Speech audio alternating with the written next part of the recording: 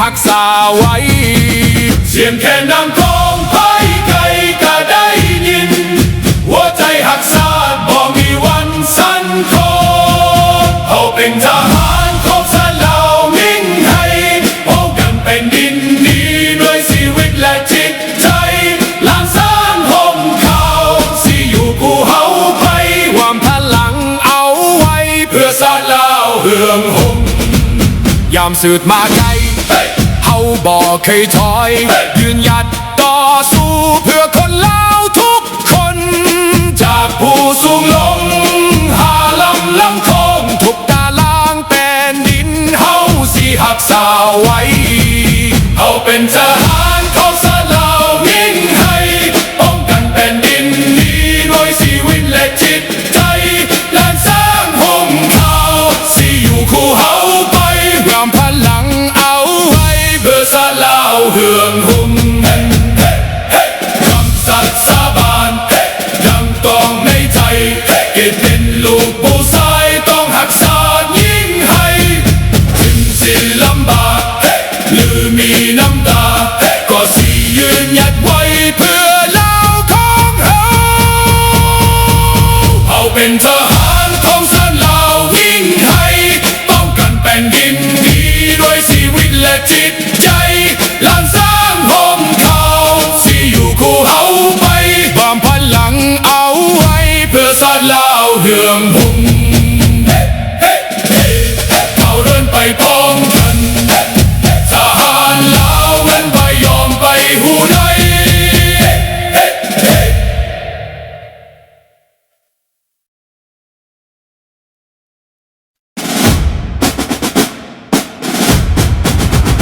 ศาสตร์เราตั้งแต่เดินมา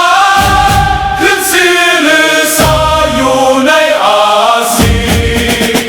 ศาสตร์เราผูกพันไมตรีหวังสามัคคีหักห้องกันหักศาสตร์หักประเทศเขาหักเจ้าปกเกตเกษาหักศาสตร์หักศาสตร์สมาแต่บุหารมาหักษาดินแด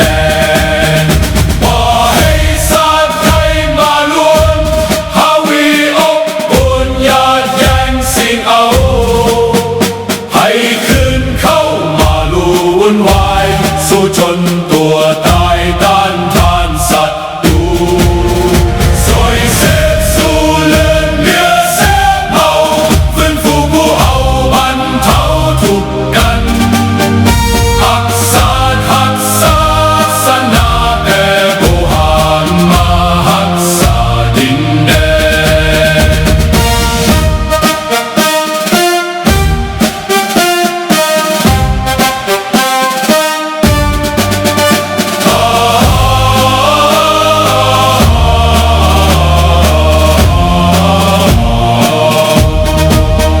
บ่ให้ศาสตร์ใด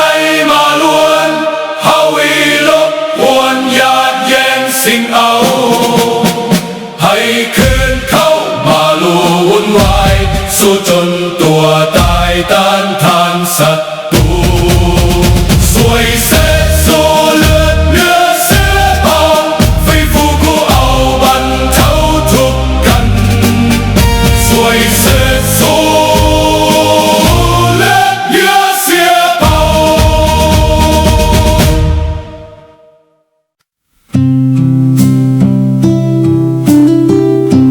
เสียงลมพัดผ่านดินแดนลาวหัวใจประสานยังคอยท่า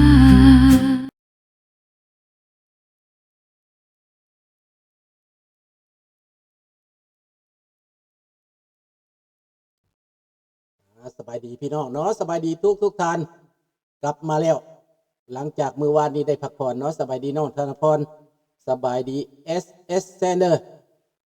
สบายดีสมพรสบายดีใจสอนสบายดีเลี้ยงสบายดีเบิดทุกท่านพี่น้องที่บ่ได้กล่าวสื่อกล่าวนามสบายดีปีใหม่เด้อพี่น้องเด้อในช่วงปีใหม่นี่ก็ใกล้จะเอาพระขึ้นแหละเนาะเอาพระลงแล้วก็พระขึ้น มื้อวานนี้ก็ไปตักบาตรไปทำบุญเนาะ ถ่ายเห็นน้อยเดียวเมื่อวานนี่วัดคนเต็มล้นทั้งนอกทั้งในเมื่อวานนี่นะในก็เต็มนอกก็เต็มไปพ่อลูกหลานคนไทยมาที่มาเฮียนรุ่นก่อนไปพ่อลูกหลานจนโบจือเขามาอยู่นี่โดนแล้วเขาว่าพ่อว่าสันแลนมาใส่ก็ดีใจเนาะได้พบลูกพบหลานเด้อเขามาตักบาตรคนพุ่นแหละภาคอีสานเท่าพุ่นแหละสบายดีพี่น้องเนาะดีใจที่ได้ปีใหม่ที่ได้เห็นบัทุกคนหน้าตาเมวนซื่นเบิกบานเด้อได้กินข้าวกินน้ำร่วมกันหลังจากตักบาตรแล้วอาหารการกินหลายเมื่อวานนี้ไปแต่เช้าได้บัตรกดมาหลายแล้วบ่ได้ทายให้เบิ่งเพราะว่าข้าไปฟังเทศแน่ก็เลยบ่ได้มีโอกาสถ่ายแต่ว่าก็ฮู้จักแล้วว่าเพิ่นกลางเต้นบักใหญ่ขนาดนั้นและก็พอดีเมื่อวานนี้มีญาติทานใหญ่ที่มาวอชิงตันญาติทานบุญมีมาแต่ธาตุพนมมาแต่ไทยแต่ลาวแต่ก่อนนั้นที่หนีไปอยู่พุ่นว่าซั่นไปเดี๋ยวนี้มาแล้วมาอยู่วอชิงตันแล้วก็มาวัดเทพบันดลเมื่อวานนี้มื้อนี้ข้าพเจ้าสิออกไปมื้อนี้สิออกไปถ้าเพิ่นพันเมื่อก็สิได้พ่อเพิ่นสิออกไปอีกหลังจากรายการแล้วนี่สิออกไปเบิ่งน้องปลาแน่แล้วก็สิไปเยี่ยมยามเพิ่นแน่น้อยหนึ่งเนาะถามข่าวน้อยหนึ่งมื้อนี้หลังจากรายการเนาะญาติทานบุญมีอันนี้เว้าสังคมซะก่อนเนาะวางข่าวซะก่อนแล้วก็ข่าวแต่ก่อนท่านว่าอยู่วัดวอชิงตันบ่ได้มาบ่ได้ว่าซั่นไปหลังจากผู้นั้นไปแล้วผู้ที่เพิ่นบ่ให้นั่นน่ะนะจากไปแล้วแล้วก็น้องชายที่อยู่ประจำวัดก็จากออกไปแล้วจากวัดนั่นเดี๋ยวนี้ญาติทานบุญมีกลับขึ้นมาคณะของญาติทานบุญมีมาแล้วบัดนี้ได้ยินข่าวว่าจังซั่นก็เป็นข่าวดีอยู่เด้อพี่น้องเด้อเป็นข่าวดีอันนั้นแหละเรื่องจริงมันก็สิบ่ไปใส่ดอกความจริงก็คือความจริงหั่นแหละเนาะพวกท่านก็สิได้ยินกันเบิดตัวบ้านตัวเมืองแหละข้าพเจ้าจะบ่เว้าต่อเนาะสบายดีทอนนะนำบ่ต้องห่วงดอกเด้อเรื่องชีวิตการเป็นอยู่ทางพ่อลุงนี่กับเฮ็ดตามหน้าที่ของความเป็นคนของความเป็นมนุษย์เด้อแม่นแนวใดก็ตามพ่อลุงจะมีสติเบิ่งทุกสิ่งทุกอย่างนั่นแหละอันใดเป็นอันใดก็เฮาก็ฮู้เฮาก็ศึกษาเบิ่งเนาะว่ามันมาแบบใดเป็นแบบใดเฮามีบทเรียนเฮามีประสบการณ์นั้นแล้วอาจจะจดจะจำไว้เนาะเอาพี่น้องข่าวเข้ามาเลยในมื้อนี้ข้าพเจ้าจะมาข่าวด่วนในตอนนี้หลังจากยุทธศาสตร์ในหลักในตะวันออกในยุโรปนี่แม่นยูเครนกับรัสเซียนี่อเมริกาปล่อยให้ยุโรปดึงทั้งนั้นดึงขารัสเซียไว้เฮ็ดให้รัสเซียอ่อนแอลงอเมริกาเสริมอาวุธให้ในตอนนั้นว่าซั่นไปหลังจากตอนนี้ก็หมายความว่าอเมริกากับยูเครนนั้นได้รักษายูเครนไว้รอดแล้วดังนั้นปล่อยยุโรปมีหลายประเทศ20-30ประเทศยุโรป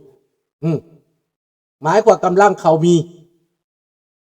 ให้เขาปกป้องประเทศยูเครนปล่อยภาระนี่ให้ยุโรปบ่แม่นให้แต่อเมริกาอันนี้เป็นการเมืองของโดนัลด์ทรัมป์และเจดีแวนบัดนี้มาตะเวนออกกลางก่อนจะจัดการกับเอเชียแปซิฟิกปัญหาเอเชียแปซิฟิกคือปัญหาการแทรกแซงการลุกลามของคอมมิวนิสต์จีนหนุนหลังจากรัสเซียหนุนหลังจากเกาหลีเหนือนั่นในปัจจุบันนี้อเมริกาวางแผนเรื่องเอเชียแปซิฟิกมานานเพื่อจะต่อต้านอิทธิพลของจีนนั่นแหละเพราะว่าขั้นจีนกำเอเชียได้เบิดอเมริกาและนาโต้จะอยู่บ่ได้เป็นอย่างเพราะว่าเป็นลัทธิอุบาทมันเป็นลัทธิเผด็จการมันบ่เป็นลัทธิที่จะเข้ากับหมู่ได้แปลว่ามันมีแต่อันตรายอยู่เพราะปานนั้นว่าซั่นไปเฮ็ดทุกสิ่งทุกอย่างเพื่ออยากกวมโลกด้วยลัทธิอันอุบาทอันนี้ถ้าเป็นประชาธิปไตยไปกวมโลกกันมันจะบ่มีผลกระทบต่อประชาชนแต่เรื่องเผด็จการไปกวมโลกมันมีผลกระทบพี่น้อง บางคนมันบอกเข้าใจมันหูหนวกตาบอดมันหูหนวกตาบอดพวกที่นิยมจีนคอมมิวนิสต์นะบอกว่าอยู่ในไทยบอกว่าอยู่ในลาวบอกว่าในโลกได้ใส่ก็แล้วแต่พวกนิยมจีนคอมมิวนิสต์นั่นตามันบอดหูมันหนวกมันอีกนอมันรู้จักความจริงว่าถ้าเป็นลัทธิคอมมิวนิสต์จีนแล้วมันจะเป็นอะไรคนมันเป็นอะไรมันบ่ได้เข้าใจได้มันเป็นผีให้ผีมารซาตานแบบใดก็ให้คิดเอาว่าลัทธิคอมมิวนิสต์เผด็จการเป็นอะไรได้รับความยุติธรรมบ่เจ้าจะยิ่งใหญ่แบบใดเจ้าจะอยู่สบายบ่มันบ่แม่นเด้อมันอยู่สบายตั้งแต่พวกมันมีอำนาจเท่านั้นเหมือนดังในลาวปัจจุบันที่มันกำลังเห็น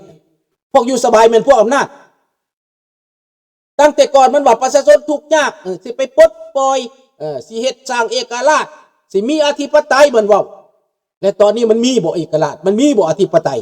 มันมีบ่เสรีภาพคือมันว่ามันบ่มีตั้งแต่มันสร้างให้เป็นลัทธิจักจั่นคือข้าพเจ้าเว้านั่นแหละให้เป็นลัทธิจักจั่นดังนั้นคนลาวเฮายังสิเป็นจักจั่นอยู่บ่บาทนี้น่ะข้าพเจ้ามาบอกแล้วว่า 2-3 มื้อนี้มันมีสถานการณ์เปลี่ยนหลังจากอิหร่านแตกแยกกันในขณะหนึ่งไปเจรจาว่ายุติสงครามแล้วจะเปิดฮอร์มุซแล้วโดนัลด์ทรัมป์กับประกาศว่าโอเคดีใจรับรองแต่ว่าอีกฝ่ายหนึ่งลุกขึ้นมาฝ่ายหัวหุ้นแห้งนะเขาห้องว่าในพวกหัวหุ้นแห้งในฝ่ายไปเจรจาหันหมายความตกลงกับอเมริกาพวกนี้ก็มีอำนาจแบบยอมรับสากลว่าสั่นไปสิไปแบบสากลสิออกแบบสากลแต่อีกพวกหนึ่งไปแบบเผด็จการไปแบบเผด็จการไปแบบโจรไปแบบหัวหุ้นแห้งบ่ยอมขอตายนะฮั่นขอสู้ประนามอเมริกาจากสั้นจากสี่และพวกทานขึ้นบังดูมันเป็น2ฝ่ายแล้วได้อีกฝ่ายที่3ฝ่ายประชาชนนี่เขายังรออยู่ฝ่ายที่3ได้อันนั้นฝ่ายทหารเขาแตกกันแล้วพวกอำนาจในอิหร่านแตกกันแล้วเป็น2ฝ่ายทหารคือกันทหารก็แยกไปฝ่ายนั้นอีกฝ่ายหัวแน่ก็ไปอีกฝ่ายหนึ่งนะฮะแต่ว่าหัวหน้าตายแล้วอันแต่งขึ้นมาใหม่ครับคือสิเป็นตายแล้วหรือว่าโคม่าแล้วลุกขึ้นมาบ่ได้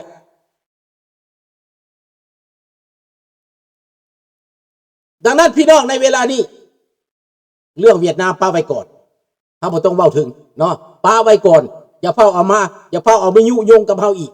จักหน่อยมันสิมาปนกับลาวแดงว่าข่อยกับเขากับเวียดนามก็ถูกทางแล้วดิเฮาบ่ต้องเด้ออันนั้นเรื่องอเมริกากับเวียดนามน่ะเฮาบ่เกี่ยวแต่ว่าสำหรับเฮานี่คนลาวนี่ต้องปกป้องบ่ให้เวียดนามมาครอบงำหัวเฮาอันนี้น่ะเฮาต้องปกป้องตัวนี้เวียดนามน่ะมัน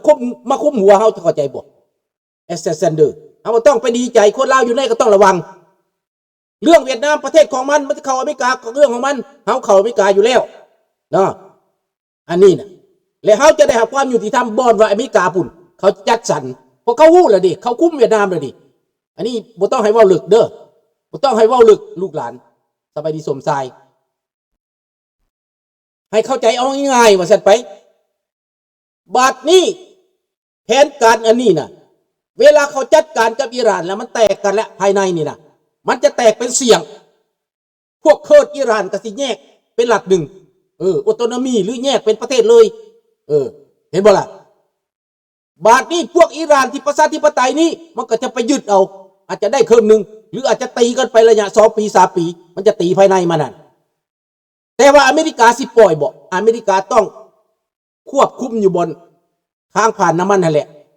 ประเทศซาอุทั้งหลายประเทศซาอุดิอาระเบียประเทศอาหรับทั้งหลายมันจะรวมมือกันควบคุมแถวนั้นเพราะว่ามันเป็นเส้นเลือดของเขาดิเห็นบ่เขาจะต้องควบคุมแถวนั้นนะให้ขึ้นเอาแล้วอเมริกาก็ต้องรวมมือกับพวกนั้นพวกยุโรปนี่พวกต้องการน้ำมันพวกต้องการแก๊สมันสิไปใส่1ก็ต้องแล่นหาอเมริกา2มาก็ต้องแล่นหาพวกอาหรับแต่ปกป้องอาหรับเพราะว่าตัวเองอาศัยน้ำมันอยู่หั่นนี่อยากบ่อยากก็ดิ้นอยู่หั่นแหละฝรั่งเศสอังกฤษเยอรมันดิ้นอยู่หั่นแหละไปใส่บ่รอดดอกอเมริกาปล่อยแล้วปล่อยให้เจ้าดิ้นเจ้าสิรวมมือหรือบ่รวมมือเป็นเรื่องของเจ้าเด้อ